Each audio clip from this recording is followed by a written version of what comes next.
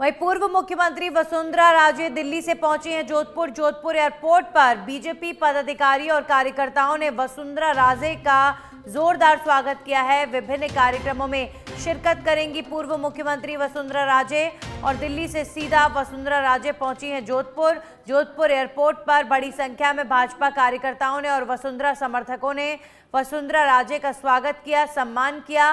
और आपको बता दें, दिल्ली में वसुंधरा राजे ने प्रधानमंत्री नरेंद्र मोदी से मुलाकात की और उसके बाद दिल्ली से सीधा जोधपुर पहुंची हैं वसुंधरा।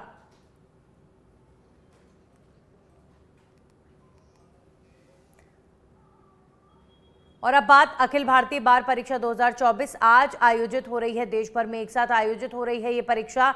AIBE परीक्षा देश भर के सभी राज्यों के कुल 55 शहरों में आयोजित हो रही है और 55 शहरों में परीक्षा केंद्र बनाए गए हैं। प्रदेश में जयपुर और जोधपुर के परीक्षा केंद्रों पर परीक्षा आयोजित हो रही है।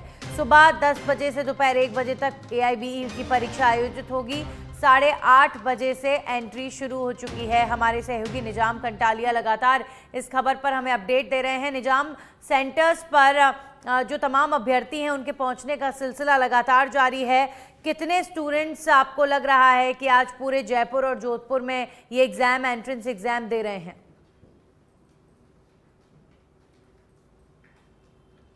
देखिए कि ऑल इंडिया बार एग्जामिनेशन आज आयोजित हो रहा है पूरे देश के 55 शहरों में। करीब 1000 सेंटर्स हैं। जयपुर में ही करीब 1 दर्जन से ज़्यादा, करीब 29 सेंटर हैं और जयपुर जोधपुर में करीब 1200 से ज़्यादा, अगर कहें तो माफ़ कीजिएगा, हज़ारों के तादाद में ये संख्या, लेकिन जयपुर में ही करीब 1200 से ज़्यादा अलग अलग सेंटर्स पे बच्चे हैं। इसके साथ ही देखिए हम अब दूसरे सेंटर की ओर आपको दिखाते हैं,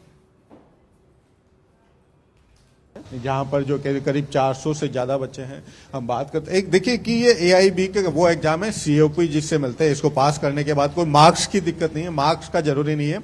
उसका ज़्यादा जरूरी है कि वो सर्टिफिकेट प्राप्त करना जिसके बिहाफ पे जो लॉ स्टूडेंट है वो कोर्ट के अंदर जाकर जो है खुद के नाम से केस लगा सकते हैं, दायर कर सकते हैं। लेकिन जिसने रजिस्ट्रेशन करा लिया वो 2 साल तक किसी भी वकील के साथ रह के वकालत कर सकता है, लेकिन वो खुद के नाम पे अलग से केस रजिस्टर्ड नहीं करा सकता। फिलहाल हम इस सेंटर पे मौजूद है राजवंश सेंटर के जो इंचार्ज हैं सर, शुभ नाम आपका? नवल जैन। नवल जी, अगर बात करें तो कितने इस सेंटर पे एग्जाम है और ये सारे बुक्स कैसे लेके जा रहे हैं साथ में? क्या ओपन बुक क्या होता है? ये इस सेंटर पे 432 जो है कैंडिडेट्स का एग्जाम है। इनका ये जो मैनुअल जो होता है ये इनका बार काउंसिल की तरफ से इनको अलाउ किया हुआ है कि ये मैनुअल जो बुक्स हैं यही अंदर लेके जा सकते हैं। किस तरीके के नोट्स या फोटोकॉपी इसमें अलाउ नहीं है। तो ये इनके इंस्ट्रक्शन है, उस इंस्ट्रक्शन के हिसाब से हम लोग इनको अलाउ कर रहे हैं बुक्स के लिए। आप लॉ फील्ड से जुड़े हैं या इस नहीं, मैं सेंटर से हूँ, लॉ फील्ड से नहीं हूँ, मैं प्रिंसिपल हूँ। तो ये सेंटर है राजवंश पब्लिक स्कूल है और यहाँ पर देखिए एक महत्वपूर्ण बात होती है कि ओपन बुक एग्जाम क्या होते हैं। ये बहुत कम जगह पे देखने को मिलते हैं। आप देख पाएंगे कि जितने भी जो बच्चे हैं वो अपने साथ बुक लेके जाते हैं। ये ओपन बुक एग्जाम होता है जिसमें कि उनको छूट है कि वो कुछ उसमें अपने जो भी पॉइंट लेना चाहते हैं लॉ से जुड़ा तो वो सर्च कर सकते हैं। लेकिन मजेदार बात यह है कि उनके पास समय कम हो जाता है अगर ऐसे देखने में। तो ये बार काउंसिल ऑफ इंडिया की ओर से पूरे देश भर में ऑल इंडिया बार एग्जामिनेशन आयोजित हो रहा है। उसका मकसद है कि जो लॉ स्टूडेंट अब लॉ पूर्ण कर चुके हैं और वकालत में अपना रजिस्ट्रेशन करा रहे हैं उनको COP सर्टिफिकेट ऑफ प्रैक्टिस का एक सर्टिफिकेट में प्रदान किया जाता है। इसमें कोई भी कह सकते हैं परसेंटेज का इतना स्थिति नहीं रहती है। महत्वपूर्ण बात होती है कि वो इसको COP मिल जाए और उसके बाद जाके वो देश की किसी भी अदालत में जहां पे वो रजिस्ट्रेशन कराता है वहां जाकर अपने नाम से वो केस रजिस्टर्ड करा सकता है, अपने नाम से वकालतनामा लगा सकता है। जब तक देखिए देश में अभी भी लॉ स्टूडेंट लॉ पूरा करने के बाद किसी भी बार में जाके रजिस्ट्रेशन कराते थे तो 2 साल तक वो किसी भी बड़े वकील के साथ वो सहयोगी वकील के रूप में इंदराज कर सकते हैं, लेकिन खुद के नाम से नहीं कर सकते। और अगर 2 साल तक उसके 2 साल के अंदर ये एग्जाम पास नहीं करते हैं तो फिर उन्हें ये वो किसी भी अदालत में किसी के साथ भी जो है वकालत नहीं कर सकते। वो जो प्रैक्टिस है बेहद जरूरी आज का ये एग्जाम तमाम लॉ स्टूडेंट्स के लिए। शुक्रिया तमाम जानकारियों के लिए। जैसलमेर में केंद्रीय वित्त मंत्री निर्मला सीतारमण की अध्यक्षता में GST काउंसिल की बैठक हुई है जिसमें आम सहमति से कई बड़े फैसले लिए गए।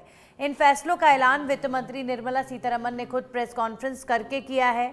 केंद्रीय वित्त मंत्री निर्मला सीतारमण की अध्यक्षता में बैठक के दौरान कई चीजों पर जीएसटी रेट्स बढ़ाया गया, तो वहीं कुछ चीजों पर जीएसटी रेट कम करने का फैसला भी फिलहाल के लिए टाल दिया गया है। बैठक में यूज्ड कार्स पर जीएसटी रेट को 12% से बढ़ाकर 18% कर दिया गया, लेकिन इसका ये सिर्फ कंपनियों पर पड़ेगा असर, क्योंकि बिजनेस पर्पस के लिए यूज्ड कारों को खरीदने और बेचने पर ही जीएसटी के रेट्स बढ़ाए गए हैं, जिसमें ईवीज भी शामिल हैं। हालांकि अगर कोई आम नागरिक यूज्ड वाहनों को खरीदता या बेचता है तो उस पर जीएसटी रेट 12% ही लगेगा। हेल्थ इंश्योरेंस और लाइफ इंश्योरेंस पर जीएसटी रेट को कम करने या हटाने के फैसले को भी टाल दिया गया है। इसके साथ ही जोमेटो और स्विगी जैसी जगहों से ऑनलाइन फूड ऑर्डर करने पर जीएसटी रेट को कम करने के प्रस्ताव को भी टाल दिया गया है।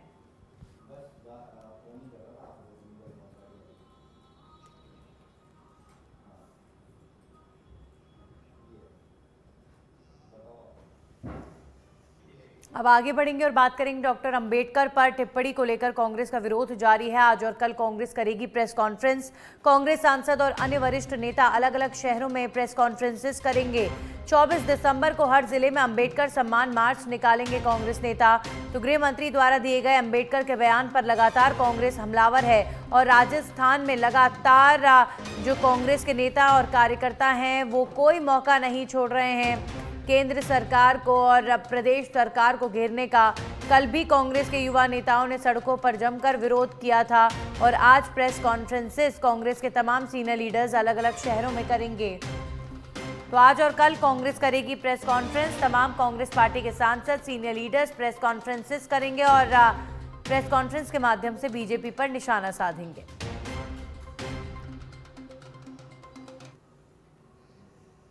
एक बार फिर से बात भाकरोटा अग्निकांड की करेंगे। डीएनए सैंपल जांच में बड़ा खुलासा हुआ है। एसएमएस से जिन 5 मृतकों के भेजे गए थे सैंपल, उनमें से 2 सैंपल एक ही व्यक्ति के होने की पुष्टि की गई है। डीएनए जांच में हुई एक ही व्यक्ति के 2 अलग अलग अंग की पुष्टि। डीएनए जांच में 4 में से 2 की शिनाख्त हो चुकी है। रिटायर्ड आईएएस करणी सिंह राठौर और यूपी निवासी संजय की शिनाख्त अब तक हो चुकी है। अग्निकांड में अब 14 की जगह पर 13 हुई मृतकों की संख्या, क्योंकि एक ही व्यक्ति के शरीर के 2 अलग अलग अंगों का डीएनए हुआ और उसके बाद पता चला कि ये दोनों अलग अलग अंग एक ही शरीर के हैं, एक ही व्यक्ति के हैं। और आप सोचिए कि इस अग्निकांड के बाद किस तरह की दुर्दशा इंसानों के शरीर की हुई है। किसी का शरीर का कोई अंग कहीं पर मिल रहा है, कोई अंग कहीं और मिल रहा है। बहुत भयावह तस्वीरें देखने को मिली। और अब खबरों में आगे बढ़ेंगे और बात करेंगे वेल डन जिला प्रशासन। जिला प्रशासन के सराहनीय प्रयास। अग्निकांड में मृत हुए लोगों के खाते में सहायता राशि ट्रांसफर कर दी गई है। रात 11 बजे तक सहायता राशि ट्रांसफर करने में जुटी रही टीम। अग्निकांड में अब तक शिनाख्त हुई 9 लोगों के बैंक खातों में ट्रांसफर की गई राशि 5 लाख रुपए। मुख्यमंत्री सहायता कोष 6 लाख बीपीसीएल की ओर से ट्रांसफर, 2 लाख प्रधानमंत्री नेशनल रिलीफ फंड की ओर से, 5 लाख आयुष्मान योजना के तहत ट्रांसफर किए गए हैं। घर के आश्रितों के खाते में डाली गई है ये राशि। जिला प्रशासन की टीम ने 24 घंटे में मृतकों के दस्तावेज निकाले। कल रात को खातों में राशि ट्रांसफर की गई। जिला collector doctor Jitendra Kumar Soni, ADM Mukesh Moon, treasury officer समेत कई विभागों की इसमें भूमिका रही। देखिए, जिन लोगों के अपने चले गए या जिन लोगों के अपने अस्पतालों में भर्ती हैं, मुआवजा राशि से बेशक जिनकी मौत हुई उनका गम कम नहीं होगा, लेकिन उन परिवारों को एक मदद जरूर मिलेगी। 5 लाख रुपए मुख्यमंत्री सहायता कोष से दिए गए हैं। 2 लाख रुपए प्रधानमंत्री नेशनल रिलीफ फंड से दिए गए हैं मृतकों के परिजनों को मुआवजा, और आयुष्मान योजना के तहत 5 लाख की राशि दी गई है।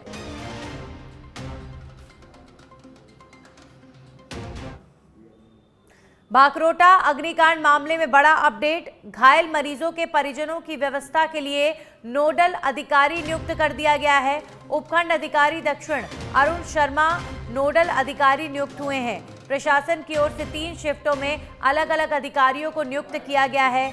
मरीज के परिजनों के रहने खाने समेत तमाम प्रशासनिक व्यवस्थाओं की जिम्मेदारी दी गई है इन अधिकारियों को। ये अधिकारी सब कुछ देखेंगे।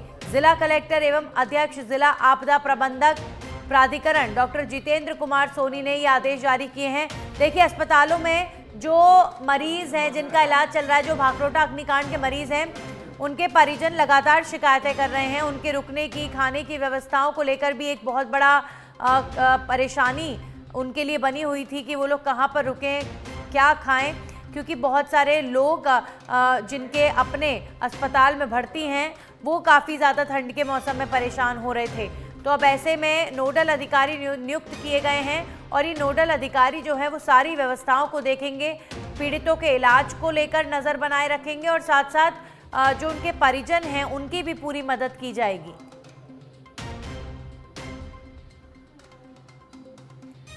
इस अग्निकांड ने बहुत सारे परिवारों को ऐसा दर्द दिया है जो आजीवन शायद वो कभी ना भूल पाएं, लेकिन उनके इस दर्द पर मरहम लगाने का काम ज़रूर सरकार कर रही है। हमारे सहयोगी निरंजन जुड़ चुके हैं इस खबर पर। निरंजन, तमाम घायलों का इलाज अस्पतालों में जारी है, लेकिन उनके जो परिजन हैं वो ठंड के मौसम में बहुत परेशान लगातार हो रहे हैं। ऐसे में उनकी मदद करेंगे ये नोडल अधिकारी, क्या जानकारी? बिल्कुल, देखिए नंदिनी, यहाँ पर अगर बात करें तो जिला प्रशासन जब से पूरा घटना क्रम हुआ है तभी से लगातार प्रयास कर रहा है कि किसी भी तरीके से जो घायल हैं और घायलों के जो परिजन हैं उनको परेशानी नहीं हो। उसी के चलते जो है यहाँ पर घायल परिजनों की, मरीजों के परिजनों के लिए व्यवस्था की गई है। नोडल अधिकारी हैं एसडीएम यहाँ पर अरुण कुमार, उनको यहाँ पर लगाया गया है, जो कि मरीज के जो परिजन हैं उनके रहने, खाने सहित तमाम जो प्रशासनिक व्यवस्थाएं हैं उनकी जिम्मेदारी इनको सौंपी गई है। प्रशासन की ओर से 3 शिफ्टों में अलग अलग अधिकारियों को जो है यहाँ पर नियुक्त किया गया है और पूरी तरीके से निगरानी रहेगी कि किसी भी तरीके से किसी भी मरीज के परिजन को, घायल के परिजन को जो है यहाँ पर समस्या का सामना नहीं करना पड़े। यहाँ पर अगर बात करें तो 3 पारियों में पूरी तरीके से ये व्यवस्था जो है यहाँ पर चलने वाली है और पूरी तरीके से जिला प्रशासन लगा हुआ है। देखिए, अगर बात करें तो पिछले 24 घंटे में यहाँ पर जो मृतक थे 9 जने, उनको भी पूरी तरीके से जो सहायता है वो यहाँ पर पहुंचाई गई है। उनके खाते में जो सहायता राशि थी, जो आश्रित हैं उनको ट्रांसफर कर दी गई है। यहाँ पर तमाम अलग अलग राशि जो है यहाँ पर 9 लोगों को ट्रांसफर की गई है। 5 लाख मुख्यमंत्री सहायता कोष है, 6 लाख बीपीसीएल की ओर से है, 2 लाख प्रधानमंत्री नेशनल रिलीफ फंड है, 5 लाख आयुष्मान योजना के तहत इन सभी जो मृतक हैं उनके आश्रित जो हैं, यानी कि अगर किसी के हस्बैंड की डेथ हुई है, हस्बैंड की हुई है, तो उनकी वाइफ के खाते में जो है ये तमाम राशि जो है अलग अलग। ये देखिए, ये सराहनीय है कि समय रहते पीड़ितों को मुआवजा मिले। शुक्रिया आपका तमाम जानकारियों के लिए।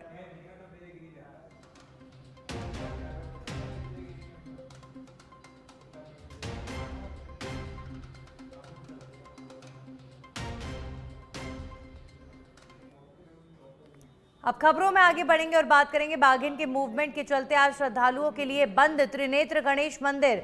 वन विभाग की टीम कर रही बाघिन T-84 एरोहेड की मॉनिटरिंग।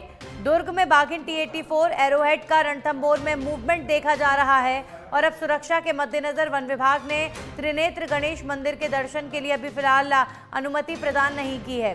कई दिनों से रणथंभौर दुर्ग में बना हुआ है बाघिन और उसके शावकों का मूवमेंट, तो क्षेत्र में अभी फिलहाल भय का माहौल है, लेकिन जल्द ही बाघिन को पकड़ने का प्रयास किया जा रहा है। त्रिनेत्र गणेश मंदिर में आज दर्शन की अनुमति नहीं है।